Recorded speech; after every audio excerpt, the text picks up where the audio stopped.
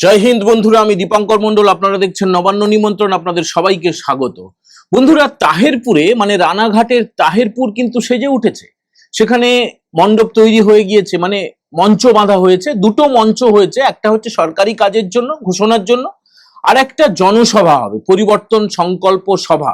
প্রধানমন্ত্রী নরেন্দ্র মোদী, আপনারা জানেন যে গত বছর থেকে শুরু হয়েছে, আলিপুরদুয়ারে হয়েছে, দুর্গাপুরে হয়েছে, দমদমে হয়েছে, এবং এটা চতুর্থ সভা হচ্ছে শ্রী চৈতন্য দেবের পবিত্র ভূমি নদিয়ার তাহেরপুরে।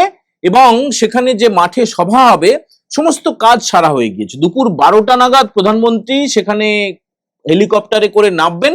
তিনি সরাসরি কলকাতায় আসবেন, কলকাতা থেকে হেলিকপ্টারে করে তাহেরপুর যাবেন। তো প্রধানমন্ত্রী নরেন্দ্র মোদী যে পরিস্থিতিতে আসছেন, তিনি কি বলবেন না বলবেন, কি ঘোষণা করবেন, সেটা তো পুরোপুরি বলে দেওয়া সম্ভব না।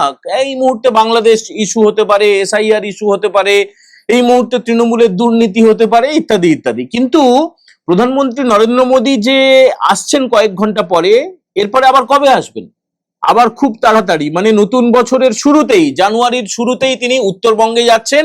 এবং প্রধানমন্ত্রীর এই দুটো সফরের মাঝখানে 29 এবং 30 তারিখে, মানে এই ডিসেম্বরে 29 এবং 30 তারিখে স্বরাষ্ট্রমন্ত্রী অমিত শাহ তিনি কলকাতায় আসছেন। এবারে আপনারা অনেকে জানতে চাইছিলেন, আমরা আগে একটা এপিসোড তৈরি করেছিলাম যে পশ্চিমবঙ্গে কলকাতার আশেপাশে ঘর খোঁজা শুরু হয়েছে এবং দুটো ঘর ফাইনাল হয়ে গিয়েছে, যেটা অমিত শাহ থাকবেন ভোটের সময়ে, একদম কনফার্ম খবর। আপনারা বলেছিলেন কোথাও দেখছি না, পোর্টালে, কাগজে, টিভিতে, তো সেটা দেখছেন না মানেই তো খবরটা মিথ্যে হয়ে যায় না। অমিত শাহ আসছেন, নিউ টাউনের কাছাকাছি দুটো বাংলো তার জন্য দেখা হয়েছে। 29 এবং 30 তারিখ অমিত শাহ এসে ফাইনাল করবেন যে কোন জায়গাটায় তিনি থাকবেন। তার কারণ তার প্রোটোকল রয়েছে, তার সিকিউরিটি রয়েছে। তো এই যে অমিত শাহ এবং নরেন্দ্র মোদী দুজনেই কিন্তু গুজরাটি, দুজনে এই মুহূর্তে বেশ বাড়তি খুশিতে রয়েছেন। মানে যদি গুজরাটিতে বলা হয় যে কেমছো, তারা বলবেন মজা মাছো। এবার এর কারণটা কি বলুন তো, মানে বিহারে ল্যান্ডস্লাইড ভিক্টরির পরে একটা ওপিনিয়ন পোল করা হয়েছিল, জনমত সমীক্ষা করা হয়েছিল পশ্চিমবঙ্গের উপরে। পশ্চিমবঙ্গের সমস্ত জেলায় সেই জনমত সমীক্ষা চলছে, ওপিনিয়ন পোলটা চলছে। উত্তরবঙ্গে বেশিরভাগ জেলায় শেষ হয়ে গিয়েছে, দক্ষিণবঙ্গে এখনো কিছুটা বাকি আছে। তো তার একটা প্রাথমিক রিপোর্ট খুব ঘনিষ্ঠ সূত্রে আমরা পেয়েছি যে সেখানে ওপিনিয়ন পোলে একটা র্যান্ডম স্যাম্পেল সেটা জোগাড় করা হয়। আপনারা জানেন যে প্রচুর মানুষের সঙ্গে তাদের জিজ্ঞেস করা হয় তারা কোন ধর্মের, তারা কোন দলকে পছন্দ করেন, এবং সবচেয়ে যেটা বড় পছন্দের কথা জিজ্ঞেস করা হয়েছিল যে আগামী বিধানসভা নির্বাচনে তারা মুখ্যমন্ত্রী হিসেবে কাকে দেখতে চান। এইটা হচ্ছে খুব স্বস্তির খবর, এটা হচ্ছে খুব আরামের খবর। তার কারণ প্রধানমন্ত্রী নরেন্দ্র মোদী এবং অমিত শাহ দুজনেরই খুব পছন্দের একজন ব্যক্তিত্ব শুভেন্দু অধিকারী। রাজ্যের বিরোধী দলনেতা শুভেন্দু অধিকারীকে 65% মানুষ তারা মুখ্যমন্ত্রী পদে দেখতে চাইছেন। এবং এর মধ্যে অবশ্য সংখ্যাগুরু হিন্দু, মানে মুসলিমদের সংখ্যা একটুখানি কম আছে। আর আর যেটা জানতে চাওয়া হয়েছিল যে হ্যাঁ, এর মধ্যে আছে বিজেপি, আলাদা করে বিজেপির মধ্যে জানতে চাওয়া হয়েছিল যে তারা মুখ্যমন্ত্রী হিসেবে কাকে চান। মানে বিজেপির কর্মী, বিজেপির নেতা, বিজেপির সমর্থক, একদম একদম প্রকাশ্যে যারা বলেছেন যে আমরা বিজেপিরই সমর্থক, তাদের 98%, মানে বিজেপির মধ্যে থেকে 98% তারা বলছেন শুভেন্দু অধিকারীকেই মুখ্যমন্ত্রী পদপ্রার্থী করে 2026-এ ভোটে যাওয়া হোক।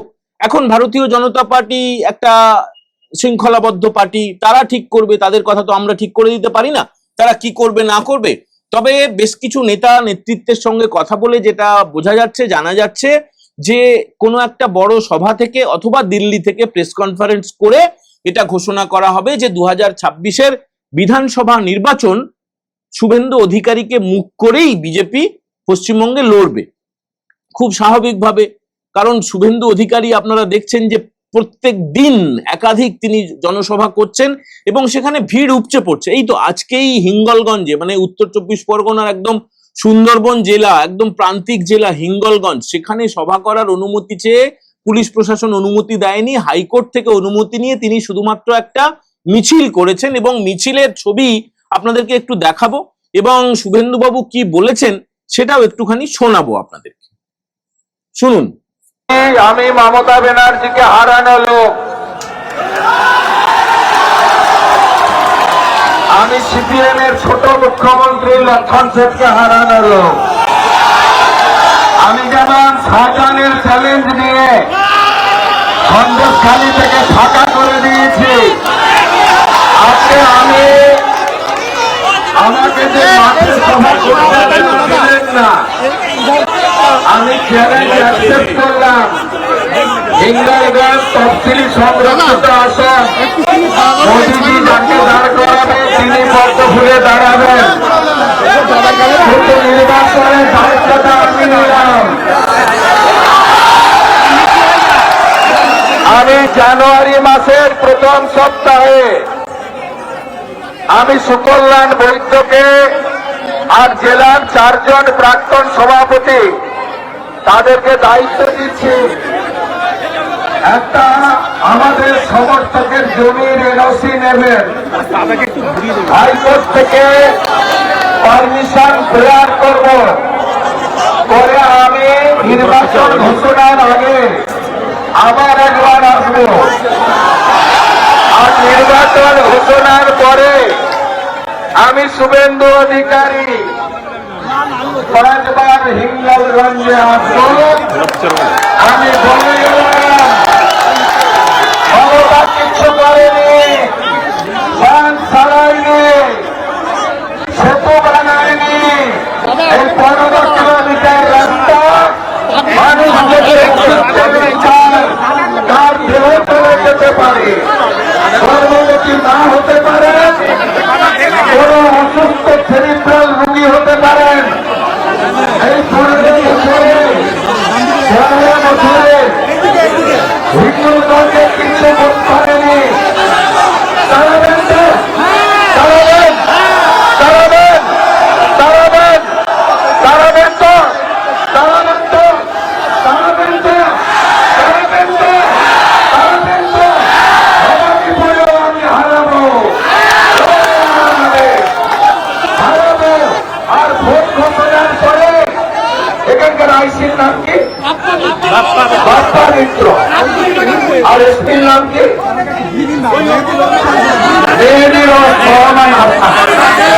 আপনারা যা করলেন,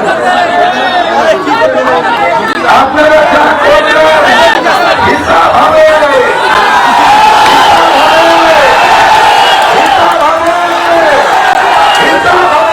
মালিককে হারিয়েছি আমি, শুভেন্দু অধিকারী বলে গেলাম আপনাদের কাছে। বাংলাদেশের ছবি দেখেছেন, দীপদাসকে হিন্দু বলে পুড়িয়েছে, দেখেছেন ছবি, দেখেছেন? প্রতিবাদ করবেন না, প্রতিবাদ করবেন না। হিন্দু হিন্দু হিন্দু হিন্দু হিন্দু হিন্দু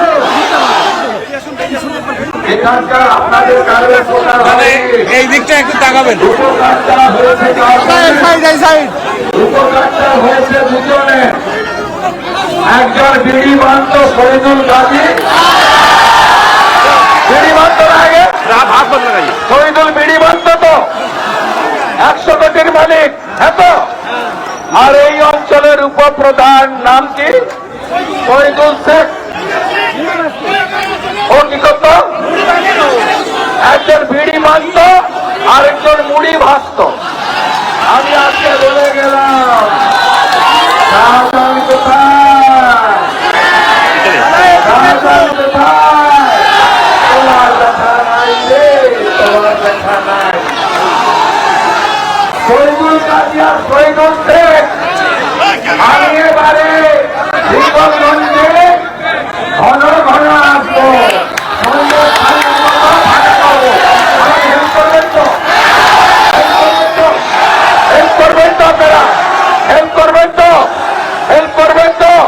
জয় জয় শ্রীরাম, জয় জয় শ্রীরাম, জয় জয় শ্রীরাম, জয় জয় শ্রীরাম, জয় জয় শ্রীরাম, জয় জয় শ্রীরাম। প্রধানমন্ত্রী আসার আগে এই জনসভায় শুভেন্দুবাবুর ভিড় এটা কোনো মানে বিচ্ছিন্ন ঘটনা না, এটা একদিনের ঘটনা না। প্রত্যেক দিন তিনি যেখানেই যাচ্ছেন, উত্তরবঙ্গের বিভিন্ন জেলায় যাচ্ছেন, দক্ষিণবঙ্গে যাচ্ছেন, একদম কাকদ্বীপ থেকে কোচবিহার পর্যন্ত তার যে কর্মসূচিগুলো হচ্ছে প্রত্যেকটাতে মানুষ উপচে পড়ছেন, গোটাটা আপনারা শুনলেন।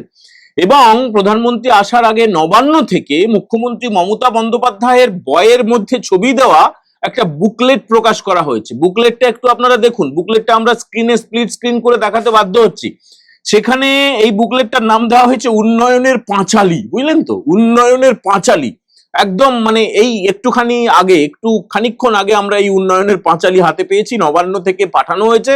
এই উন্নয়নের পাঁচালীতে গত 14.5 বছরে, যদিও বলছে 15 বছর, একদম 2011 থেকে এই 2026 পর্যন্ত ধরা হয়েছে, 15 বছর ধরা হয়েছে। 15 বছরে কি কি করেছি না করেছি, পুরো ভুল ভাল ভাঁওতাবাজি মিথ্যে কথা, মানে গোটা রাজ্যকে একদম কর্মসংস্থানে মুড়ে দিয়েছি। কোথাও চুরি দুর্নীতি খুন রাহাজানি কিচ্ছু হয়নি, কোনো নারী নির্যাতন হয়নি, শিশুর উপরে অত্যাচার করা হয়নি, কোনো চুরি হয়নি, কোনো বালি চুরি হয়নি, কয়লা চুরি হয়নি, চাকরি চুরি হয়নি, কিচ্ছু হয়নি, কোনো স্বাস্থ্যে কোনো অসুবিধা নেই, শিক্ষায় কোনো অসুবিধা নেই, একদম ফিরিস্তি দেওয়া হয়েছে এই উন্নয়নের পাঁচালীতে। এটা আসলে একটা ভয়ে, এটা আসলে এক ধরনের ভীতি থেকে সাধারণ মানুষকে ভুল বোঝানোর শেষবারের মতো চেষ্টা করে যাচ্ছেন রাজ্যের মুখ্যমন্ত্রী মমতা বন্দ্যোপাধ্যায় এবং তার দল তৃণমূল কংগ্রেস। কিন্তু এসব করে খুব একটা কিছু হবে না, খুব একটা কিছু হবে না। কেন বলছি দেখুন কিরকম এরা দ্বৈত নীতি নিয়ে চলে, দুমুখ নীতি নিয়ে চলে। এই যে বাংলাদেশে একজন সংখ্যালঘু হিন্দুকে মেরে ফেলা হলো, দীপু চন্দ্র দাস, সেই ছবিটা আপনারা অনেকে সোশ্যাল মিডিয়ায় দেখেছেন। মানে ইউটিউবে দেখানো যাবে না, ইউটিউবে অসম্ভব দেখানো, মানে আপনারা পুরোটা দেখতে পারবেন না, এত কষ্ট হবে, এত খারাপ লাগবে।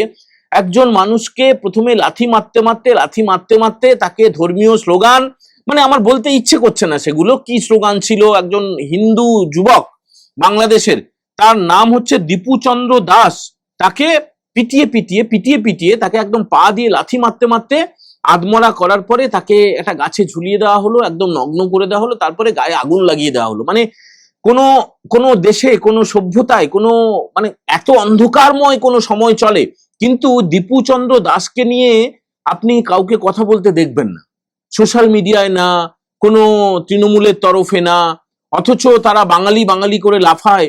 এই ছেলেটা কি বাঙালি নয়? কেন হলো? মানে হিন্দু বিদ্বেষ মানুষকে তো মেরে ফেলা হলো। হ্যাঁ, এরা মানে সেকু মাকু যাদেরকে বলা হয় আর কি, সোশ্যাল মিডিয়া খুললে আপনারা দেখবেন যে প্রথম আলোর উপরে আগুন লাগিয়ে দেওয়া হলো, ডেইলি স্টারে আগুন লাগিয়ে দেওয়া হলো, সাংবাদিককে মেরে ফেলা হলো, তারপরে এই ধরনের কথাগুলো একটু দেখা যাচ্ছে, ছায়ানট ভেঙে ফেলা হলো। তো তারাই তো পিটিয়ে মারলো দীপুচন্দ্র দাসকে। আর এই প্রথম আলোর দপ্তরে আগুন লাগলো কেন? প্রথম আলো আর এই আপনার ডেইলি স্টারের যে দপ্তর, সেখানে ভাঙচুর হলো কেন? কেন জানেন? এই দীপুচন্দ্র দাসের ছবি সহ তারা খবরটা করেছিল। এটা হচ্ছে রাগ। এই রাগ থেকে দুটো সংবাদপত্রের অফিস ভাঙচুর করা হয়েছে, বেশ কিছু সাংবাদিককে মারধর করা হয়েছে, আর একজন সাংবাদিককে মেরে ফেলা হয়েছে। পুরোপুরি ভারত বিদ্বেষী, ভারত বিরোধী, ভারত ভেঙে নাকি গ্রেটার বাংলাদেশ তৈরি করা হবে। যে যুবক বলতো শরীফ ওসমান হাদি একজন জেহাদি, সেই জেহাদি গুলি খেয়ে মরে গেছে দুষ্কৃতীদের গুলিতে। সে নিজে একজন দুষ্কৃতী, তাকে গুলি করেছে কোনো এক দুষ্কৃতী বা একাধিক দুষ্কৃতী। তার মৃত্যুর পরে আবার এক গাদা জেহাদি জড়ো হয়ে এই যে কুকীর্তিগুলো করে বেড়াচ্ছে, আপনি কোনো সিপিআইএম, কোনো কংগ্রেস, কোনো তৃণমূলীর মুখে এই ঘটনার নিন্দা খুঁজে পাবেন না। এই ঘটনার নিন্দা আপনারা শুভেন্দুবাবুর বক্তব্যটা শুনলেন, সেখানে শুভেন্দুবাবু যখন মিছিলে হাঁটছিলেন বক্তৃতা দিয়েছেন, এবং আমরা আশা করব এই যে প্রধানমন্ত্রী নরেন্দ্র মোদী আর কয়েক ঘন্টা পরে নদিয়ার তাহেরপুরে আসছেন, সেখানে জনসভায় বক্তৃতা দেবেন, সরকারি কর্মসূচির আলাদা এবং জনসভা আলাদা। তো সেই মঞ্চ থেকে আমরা বাংলাদেশ নিয়ে নিশ্চয়ই কিছু শোনার আশা করব। স্বরাষ্ট্রমন্ত্রী অমিত শাহ আসছেন আগামী 29-30 তারিখে, সেখান থেকে কিছু শোনার আশা করব।